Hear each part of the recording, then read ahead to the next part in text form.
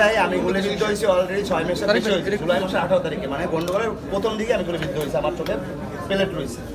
আর আমাদের যদি আগে ভাগে যদি উন্নত মানের ট্রিটমেন্ট যদি বাইরে পাঠাইতো, আশা করা যায় আমাদের চোখে ভালো পর্যায়ে যাইতো। অবশ্যই এখন আমার চোখে যেরকম কন্ডিশন আছে, আরও ভাইদের যেরকম আছে, দেখোটা উঠে ভালো লাগছে অলরেডি শেষ তাদের।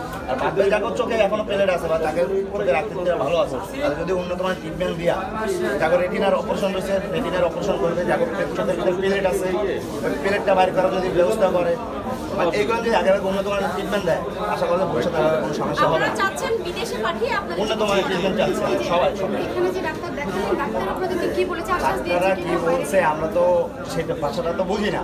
এমনকি আমাদের ওই বিদেশি ডাক্তারের সাথে আমাদের দেশের ডাক্তাররা যে আছে তাদের দ্বারা আমি জিজ্ঞাসা করছি, স্যার ওটা কি বলছে, তুমি এখন চলে যাও, তোমার আমি পরে বলবো। আমার বিষয়টা যদি এখন আমার যদি বুঝায় না বলে আমার কোন সমস্যা, আমি তাহলে আমি লগে লগে এই ডাক্তার দ্বারা আমি জিজ্ঞেস করতে পারতেছি, তা আমার এখনো বলতেছে যে আমার এই দেশে ডাক্তার।